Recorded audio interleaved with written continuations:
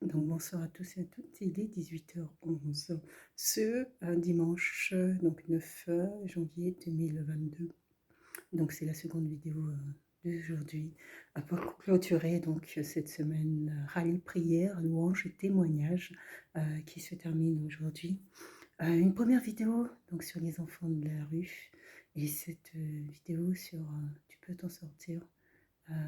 Qui porte un peu sur la thématique des violences conjugales. Et donc, bon, pour relancer ce sujet, je vais vous faire écouter une chanson qui parle de... Cette chanson évoque les miracles de Dieu, les miracles de Dieu, et pour te faire comprendre que dans ta vie, tu peux aussi avoir des miracles et que ces miracles ne sont pas réservés aux autres. Il faut croire, croire. Écoute cette chanson. Ada, et oui.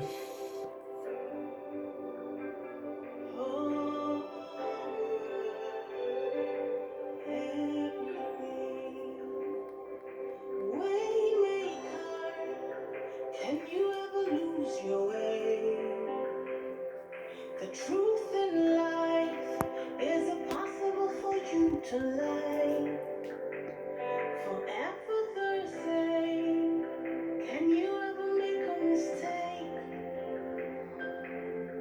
You are more than the words we say. You are everything. Oh, waymaker, can you ever lose your way? The truth in life, is it possible for you to lie? Forever the same. Can you ever make a mistake? You are more than the words we sing. You are everything. Everything, Everything, you are everything. the first and last, and the distance in between. Everything, everything, you are everything. The first and last, and everything in between. Everything, everything, you are everything.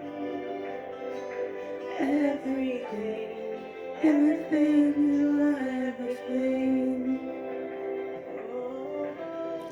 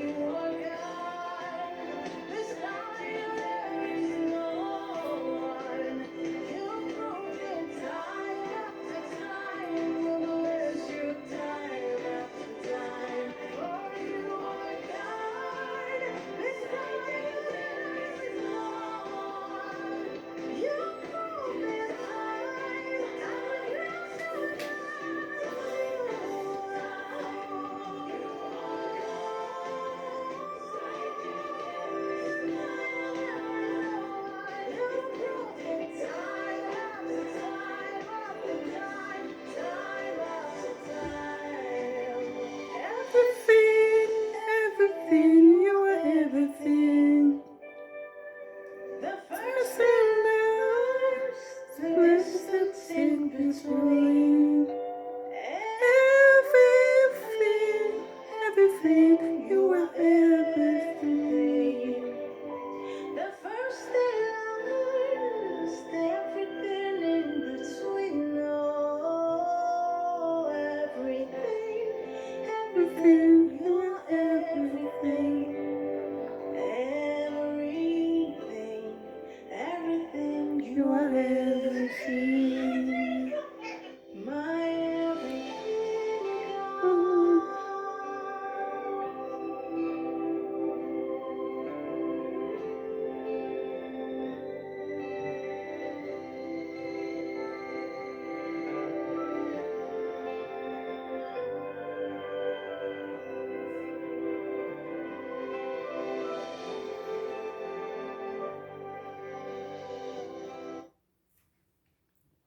Amen.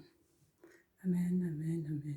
C'est une très jolie chanson et puis le clip est aussi, je dirais, très parlant, très clair en tout cas, parlant dans le message qui souhaite être transmis. C'est dans ce sens-là. C'est dans ce sens où on a un message, celui de foi, de la foi d'une femme euh, qui, bien que pour ma part, en regardant le clip, je trouve qu'elle n'a pas eu tout à fait le comportement qu'il fallait jusqu'au bout, mais du fait de la peur l'aura fait agir peut-être même loin, un peu loin du Seigneur, quand elle recule et que finalement pas qu'elle laisse sa place, mais qu'elle fait avancer ce garçon devant elle. Et donc ce garçon qui va être tué, elle est prise par la peur et la peur la fait agir de cette manière et on peut le comprendre. euh, on peut le comprendre, voilà, sans avoir à juger voilà, de son comportement. Euh, la peur fait agir différemment de ce dont on a la foi. Très jolie chanson Nada, et oui. Le sujet, là, en l'occurrence, c'est celui des violences conjugales et, et la foi. Et la foi. Quand on est embarqué, je dirais, dans une histoire de couple, il est parfois difficile de reculer. Parce qu'on y investit de soi personnellement, psychologiquement également, on a donné du soi. Et quand on a donné du soi et que il y a une reconnaissance un peu sociétale, familiale, eh ben c'est très compliqué de reculer en arrière malgré les violences que peuvent subir certaines femmes ou hommes dans leur foyer. Lorsqu'on est engagé, eh ben, c'est un engagement qui est difficile de délier, qui est difficile, mais pas impossible lorsque les circonstances le nécessitent. Et les violences extrêmes sont intolérables. Les violences sont intolérables. Et il y a un danger, direct pour votre vie, pour celles qui regardent ces vidéos et qui sont directement concernées. Il y a un danger parce que il y a les mauvais coups, ceux qui ne sont pas prévus mais qui peuvent avoir des conséquences très graves. Et puis il y a un danger psychologique également important. Donc les violences conjugales à une petite violence, je dirais, a son importance et ne jamais banaliser. Donc je vais rentrer plus longuement dans le sujet.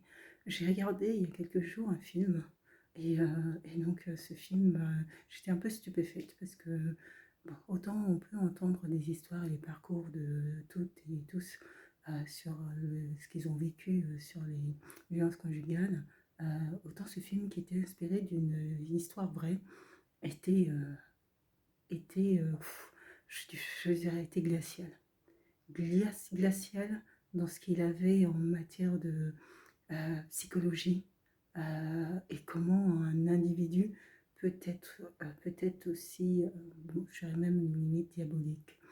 Euh, et donc c'est l'histoire d'un homme, d'un petit garçon au départ, un petit garçon qui va assister tout petit à la mort de sa mère qui va se jeter du toit. Et il semble que il y ait assisté et que son papa n'a pas fait en sorte qu'il soit voilà, loin de cette vision de sa mère qui se jette et atterrit sur le sol. Et son père l'a laissé regarder sa mère sur le sol. Et, et ce qui paraît stupéfait, c'est qu'en fait, dès le moment où sa mère a été sur le sol, et en fait, le petit garçon n'avait plus de mère. C'est-à-dire que ça n'a pas provoqué sur le coup un chagrin, ou en tout cas un traumatisme que pourrait causer ce type de fait dans la vie d'un individu. Mais sur le plan psychologique, ça l'aura énormément atteint. Plus grand, il fait une rencontre, une superbe rencontre, une jeune femme, et où, voilà, ils se quitteront plus, et se quitteront pas, ils vont se marier. Et la conclusion ou je dirais la suite logique des mariages, c'est la venue d'un enfant. Et lorsque cette jeune fille lui demande donc un enfant, il répond non. Et elle lui demande alors si c'est un non maintenant ou un non jamais. Et en fait, c'était un non jamais. Un non jamais. Et donc, en fait, elle était déjà mariée. Elle découvrait qu'en fait, son mari ne voudrait jamais d'enfant. Et, euh, et donc, ils vivent leur vie de couple. Il s'avère qu'elle tombe enceinte. Cet événement il aurait pu évoluer, lui, dans sa psychologie et être heureux de cet événement. Pas du tout, pas du tout, pas du tout. Il va lui rétorquer que si elle souhaite qu'il continue à être heureux, pour lui, il pourrait pas le supporter. Il ne pourrait pas supporter la venue d'un enfant dans sa vie. Et donc, il fallait s'en débarrasser. Et donc, il va demander à sa femme, son épouse, d'avorter. Ce qu'elle va faire. Et pour elle, ça sera le premier traumatisme. Euh, et pour elle, c'est une violence. C'est une violence puisque, d'une part, c'est son époux, et d'autre part, son époux ne souhaite pas d'enfant d'elle. Et donc, elle va avorter. Et le couple va poursuivre sa vie. Et je pense qu'elle a un peu assimilé le fait que il n'y aurait jamais d'enfant d'eux. Et ils vont à une soirée chez sa famille. Et il en a marre de cette soirée et il lui demande de partir.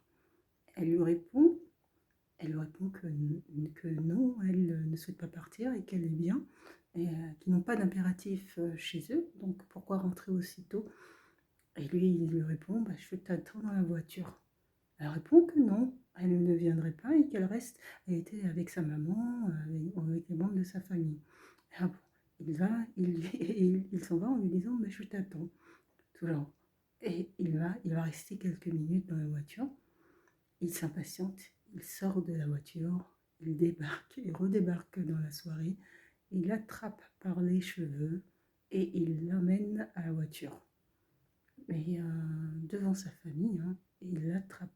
Je ne sais pas si vous voyez une scène, la violence de la scène. Il attrape sa femme alors qu'il n'avait jusque-là jamais levé sa main sur sa femme. Il attrape sa femme par les cheveux et l'emmène à la voiture. Et là va commencer une forme d'escalade. Une escalade qui va être sans fin entre je dirais, une emprise psychologique machiavélique sur sa femme et, elle qui semble être comme envoûtée et qui n'arrive pas à se sortir de ce cercle vicieux et à s'en aller.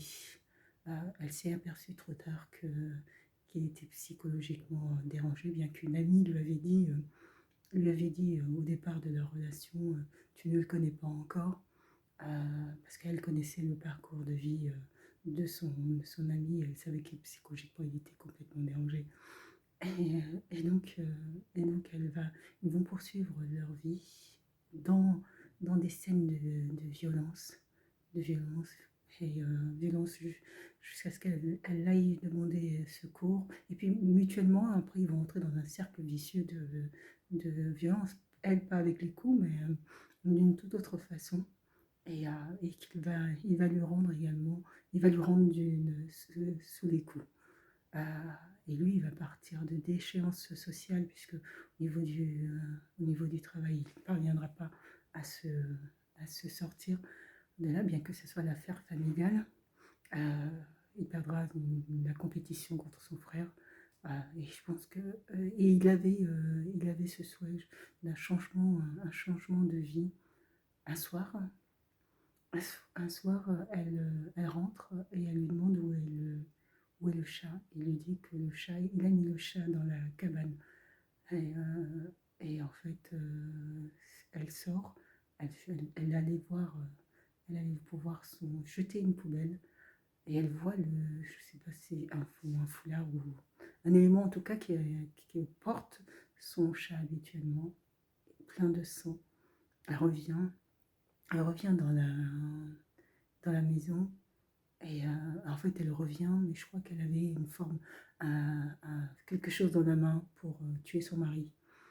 Elle revient dans l'idée voilà, que ça se termine très mal. Et en fait, on n'a pas vu la scène. On n'a pas vu la scène, mais ce soir-là, elle ne ressortira plus jamais de cette maison. Et, donc après, disparition. Cette femme a disparu du jour au lendemain. Euh, et là, la police déclenche donc les enquêtes pour la retrouver. Et ils ne la retrouveront jamais. Elle a disparu. Ils ne la retrouveront jamais. Ils ne trouveront pas non plus les preuves de sa mort. Son mari va lui disparaître. Et là où on voit que psychologiquement il était atteint, c'est qu'il disparaît, mais il va se déguiser et il va prendre l'aspect de sa maman, de sa mère décédée, avec une perruque, exactement comme sa mère, les vêtements comme portait sa maman auparavant. Il est devenu sa maman, il se maquillait, il se coiffait comme sa maman. Euh, et c'était, bon, bref, et il avait un gros traumatisme qu'il n'a pas fait ressortir pendant toutes ces années. Sa mère est décédée devant lui, et là, il lui redonnait vie en devenant lui-même sa maman. Et pendant des années, il va vivre comme ça. Il va se débarrasser des personnes qui pouvaient le gêner. Hein. Et jusqu'à la fin, il ne montre pas jusqu'à la fin, mais je pense que jusqu'à la fin, c'est lui qui assassine son père sur son lit d'hôpital. Et, en définitive, il aura éliminé tout ce qui pouvait, le déranger. Il aura surtout éliminé sa femme. Il aura éliminé sa femme. Et, et donc, à la fin de ce film, il chante une phrase en disant qu'il est dans la ville où il résidait avec son amoureuse.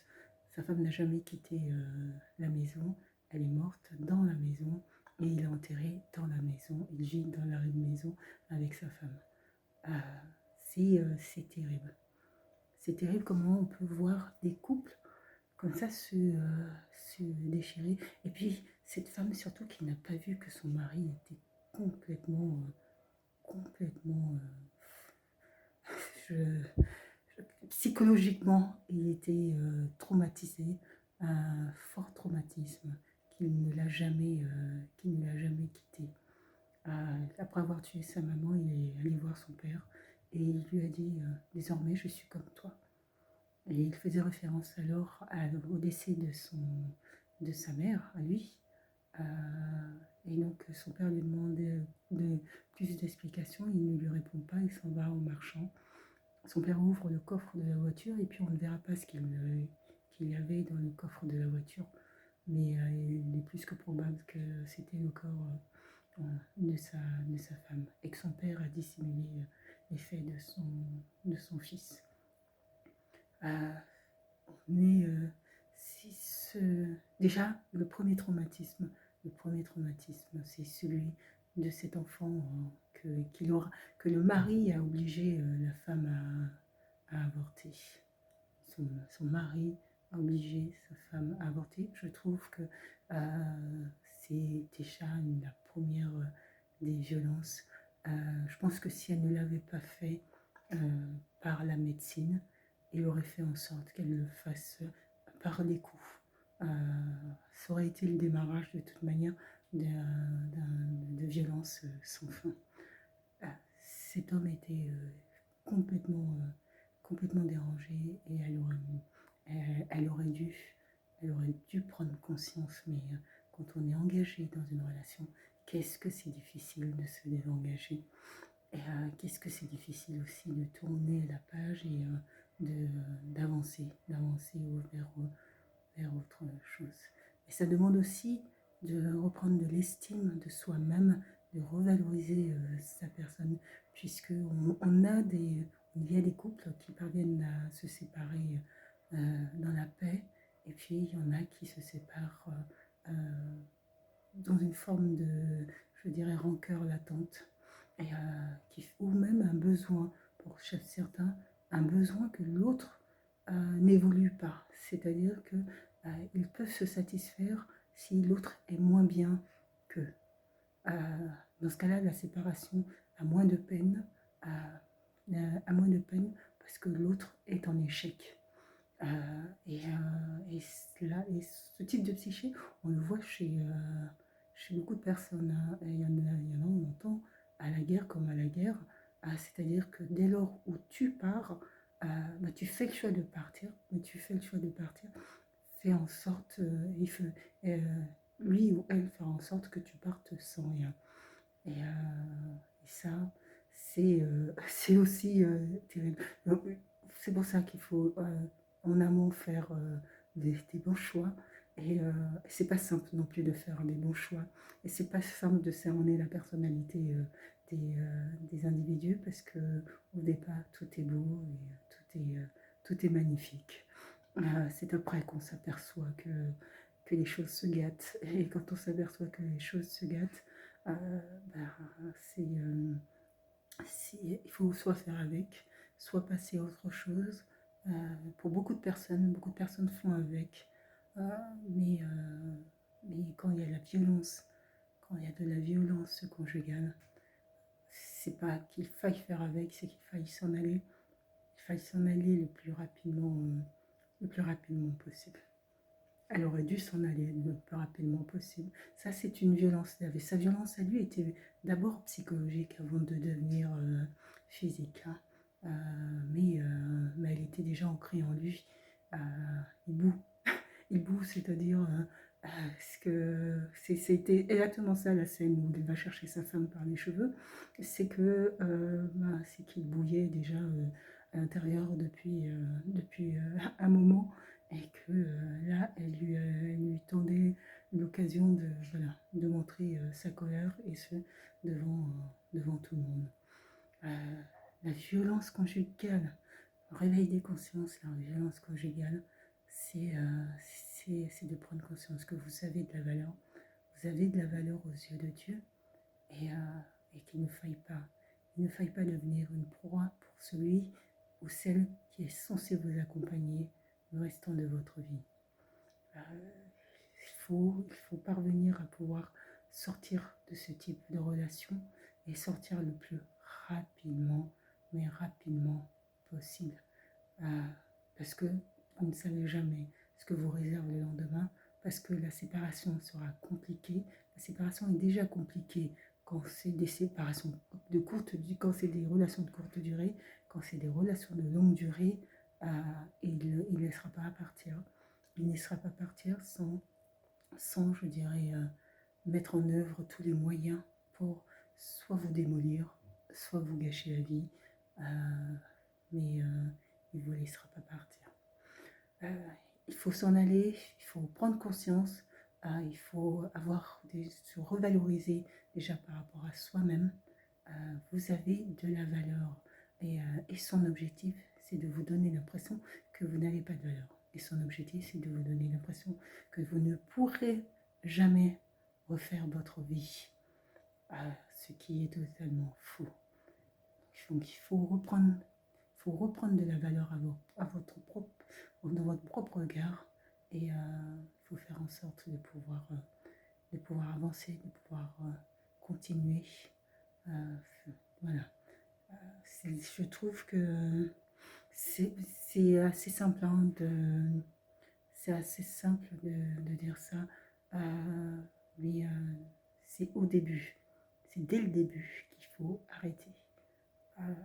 Et voilà, arrêter dès le début, ne pas se laisser embarquer dans ce type de relation, peu importe la personne que vous avez en face de vous, peu importe le discours qui est tenu.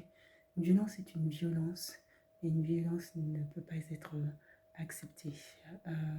Il n'y a pas d'amour dans la violence, il y a surtout de la haine, de l'emprise, et une volonté de diriger et d'orienter l'autre. Voilà, c'est une forme d'asservissement, je dirais, de l'individu, de sorte à ce que l'individu n'ait plus les capacités de pouvoir se défendre, de pouvoir avancer, de pouvoir changer les choses. Il cherche ou elle cherche à te démolir psychologiquement, et il fera en sorte de te démolir psychologiquement. Si c'est pas lui qui te tue, de toute façon, toi-même, tu auras cette envie-là de mourir, tellement ta vie te paraîtra insupportable. Il est souhaitable d'arrêter ce type de relation dès le début et d'avoir la foi. Seigneur, mets des anges, Seigneur, mets des anges dans ta vie, autour de toi, pour t'apporter de l'aide et foi, et ne reste pas isolé. Au contraire, fais en sorte de pouvoir être entouré, de sorte à ce que tous les anges puissent t'apporter l'aide et le secours que tu as besoin pour te sortir de là. Tu es grand, il fait des miracles, et il fait des miracles dans la vie d'un individu. Autant Dieu peut aussi changer les cœurs, mais autant un individu qui est psychologiquement, qui est dans une psychose, je dirais même qui est dans une psychose totale, et qui n'a plus de notion de la réalité des choses, tu deviens, entre guillemets, son ennemi. Donc tu deviens l'individu, la cause et l'objet même de sa psychose. Il ne laissera pas partir l'objet de sa psychose qui va hanter son esprit pour toujours. Soit il abat cet objet. Et quand je dis objet, c'est en termes psychiatriques, on parle toujours dans les psychoses, on parle de l'objet, c'est-à-dire ce sur quoi la personne psychotique se concentre son attention. Et quand objet, bien sûr, l'individu n'est pas un objet, l'individu est un être humain. Mais c'est un terme utilisé pour pouvoir expliquer quelle est l'orientation psychologique de l'individu sur laquelle il concentre finalement sa psychose, et qui fait qu'il a un rapport, ou voilà, un regard qui est irraisonné sur ce qui l'entoure, sur ce qui concerne cette personne, ou voilà, qui est cet objet de sa psychose. Et ça peut être tourné vers les autres, c'est-à-dire des individus, et ça peut être tourné aussi vers un véritable objet au sens vrai du terme. Mais c'est vrai que c'est un terme qui est peut-être inadapté. C'est surtout qu'est-ce qui fait que l'individu, sur quoi l'individu concentre-t-il le centre de sa psychose, et qui déstabilise finalement son psyché. Donc voilà, tu as de la valeur. Ne te laisse pas dévaloriser, et ne laisse pas faire croire que tu n'as pas de valeur, que tu manques d'intelligence, et que tu ne parviendrais pas à t'en sortir, que tu parviendras pas à t'en sortir. Ah, Dieu peut te revaloriser, Dieu peut te donner une autre vie. Il faut avoir la foi et il faut pouvoir aussi taper dans les portes où il faut, de sorte à ce qu'on t'ouvre la porte et qu'on puisse t'aider, t'accompagner et pour voilà, que tu sois entouré dans ce que tu vis. Ne reste pas isolé, c'est très difficile de pouvoir parler à des membres de l'entourage parce que il y a aussi le regard de ceux qui vous ont vu quand vous étiez heureux, entre parenthèses, puisque la réalité des couples, bien souvent, on ne le voit pas. Ce que les couples nous montrent, c'est souvent la belle image. Donc, ceux-là qui t'ont vu voilà, dans ton foyer heureux, heureuse, c'est assez difficile de leur montrer la réalité de leur foyer, du foyer et de leur montrer les violences que tu subis. Mais par contre, autrui, ceux-là qui ne vont pas te juger parce qu'ils ne connaissent pas la vie que tu as pu avoir, peuvent plus facilement te venir en aide. Il faut aller vers les associations, il faut aller vers les structures qui peuvent t'accompagner. Il faut gagner en foi. Parce que changer de vie, c'est aussi abandonner une partie, prendre nos risques, prendre un grand risque, puisque ça ne va pas être simple au début. Mais la vie et l'avenir vaut la peine quand même que pendant quelques mois, les choses soient un peu plus compliquées. Déjà pour que tu puisses voir cet avenir et que tes enfants aussi puissent voir cet avenir et vivre dans un autre monde que celui que tu leur proposes actuellement. Je voudrais prier. Seigneur mon Dieu, je te rends grâce et je te remercie pour ce temps de prière. Non, je vais enlever ça.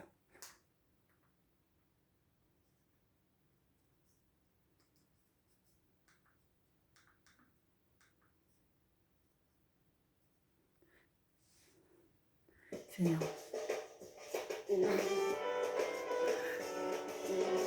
Bon, je vais faire ma prière après cette chanson qui s'intitule « Je parlerai de ta bonté ». Allez. Je parlerai de ta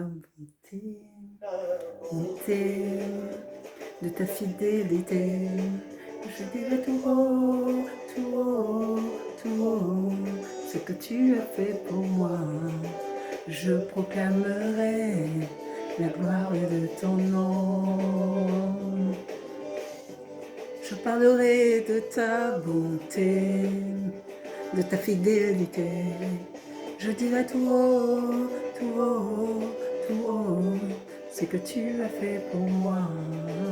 Je proclamerai la gloire de ton nom. Je parlerai de ta bonté, de ta fidélité. Je dirai tout haut, tout haut, tout haut, ce que tu as fait pour moi. Je proclamerai la gloire de ton nom. Je parlerai de ta bonté, de ta fidélité. Je dirai tout haut, tout haut, tout haut, ce que tu as fait pour moi. Je proclamerai la gloire de ton nom. Je vais dire compter sur ta bonté. Je n'ai pas hésité. Et je porte ta fidélité. Oh Dieu. Oh, combien tes œuvres sont excellentes. Bien disais, si tu sont manifestes dans ma vie, je dirais tout haut.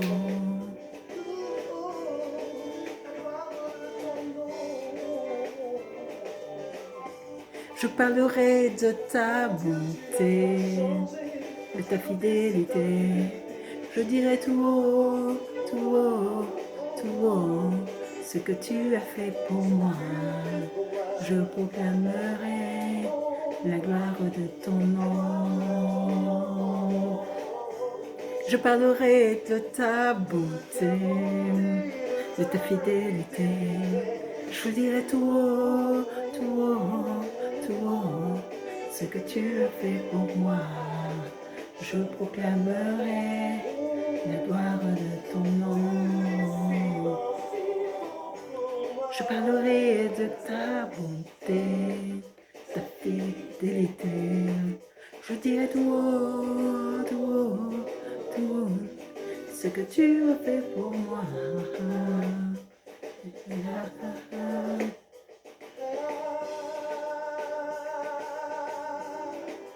Je proclamerai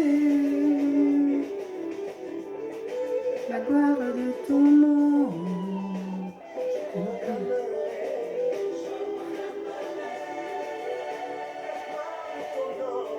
La gloire de ton nom. Je proclamerai.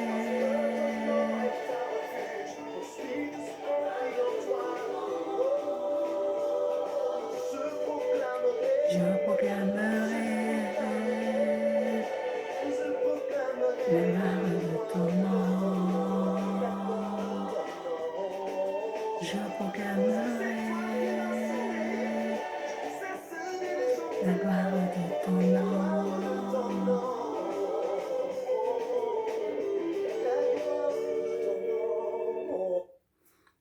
Je parlerai de ta bonté, de ta fidélité.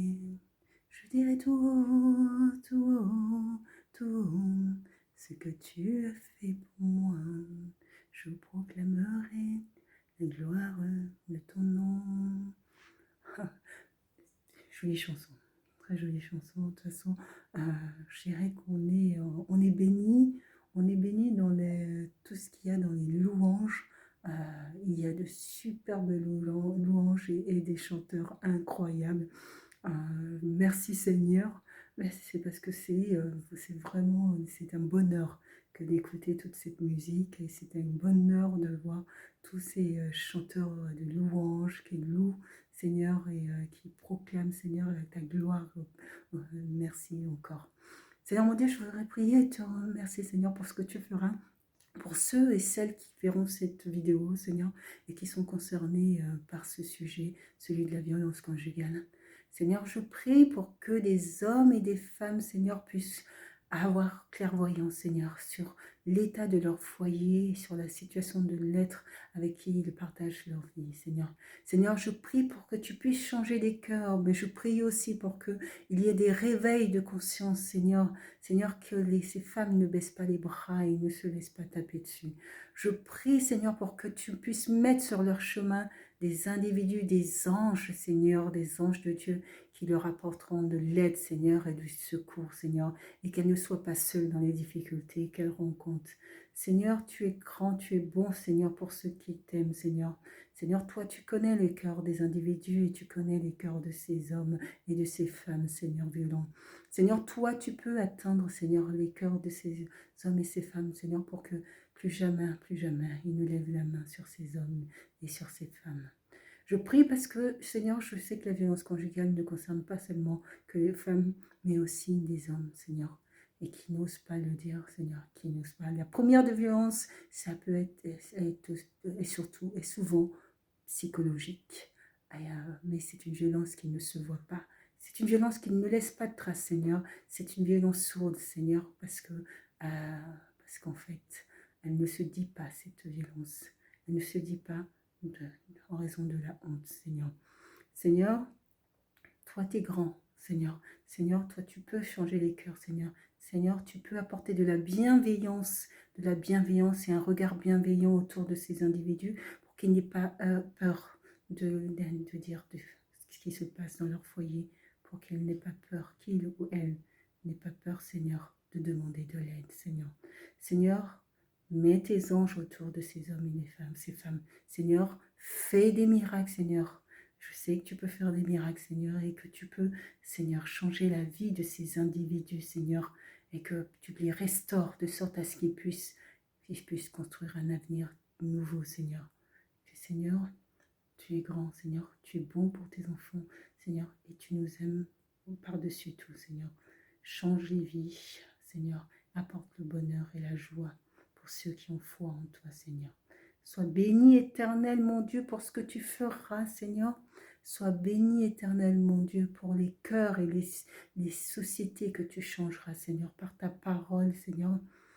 Seigneur, sois béni pour qui tu es.